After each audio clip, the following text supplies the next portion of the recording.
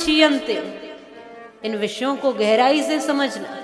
अनाभुक्तम, बिना भोगे, न क्षीयन्ते, क्षीण नहीं होते। जो भी कर्म किए हैं, अनाभुक्तम न क्षीयन्ते, जन्म कोटि शतैरपि, चाहे 100 जन्म ले लीजिए, उसके बाद भी यदि कोई कर्म बचा है भोगने के लिए तो 100 जन्मों के बाद भी भोगना पड़ेगा। अवश्यमेव भोक्तव्यम, अवश्य ही भोगना पड़ेगा।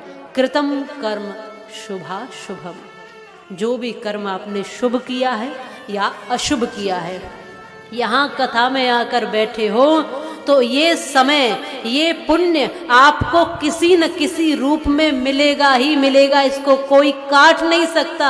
और यदि आपने जीवन में कभी झूठ बोला है, कोई चोरी, कोई बेईमानी, कुछ गलत किया है, तो उसका भी अलग हिसाब किताब रहेगा, उसको भी कोई मेट नहीं सकता है।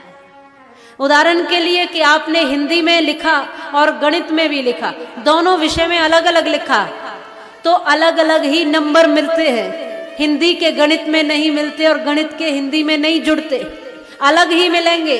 अच्छा जितना किया होगा उतना, बुरा जितना किया होगा उतना, कम किया है तो कम मिलेगा और ज्यादा किया है तो ज्यादा मिलेगा, अलग अलग मिलता है। तो जीवन में जितना पुण्य किया है उसका परिणाम सुख के रूप में हमें बार बार परमात्मा देता है, और जितना जीवन में कुछ गलत किया है उसका परिणाम ही दुख के रूप में हमें बार बार परमात्मा देता है। उदाहरण के लिए एक बालक अभी अभी पैदा हुआ आपके घर में, अभी जन्मा है, और जाकर वो हॉस्पिटल में भर्ती होता है, इतनी बीमारियां लेकर पैदा हुआ, उसके दिल में, किसी के दिल में छेद है, किसी को जन्मते ही बीमारियां, लाखों लाखों रुपए आपने लगा दिए, घर बेच दिया, खेत बेच दिया, तमाम संपत्ति बेच दी, ये बच जाना चाहिए, और तमाम लाखों रुपए लगने के बाद वो बच्चा इस दुनिया से चला गया, आपके हाथ कुछ भी न बचा। आप सोचो, उसने तो अभी आकर कुछ किया ही नहीं इस धरती पर,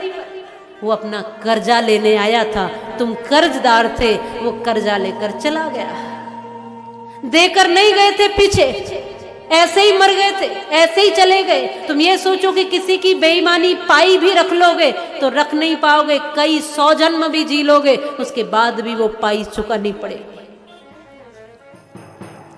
उसने घर खेत सब बिकवा दिया, तुम्हें बराबर कर दिया, और जब उसका हिसाब जितने दिन में बराबर हुआ तब तक वो जिया, जब हिसाब बराबर हो गया वो चला गया।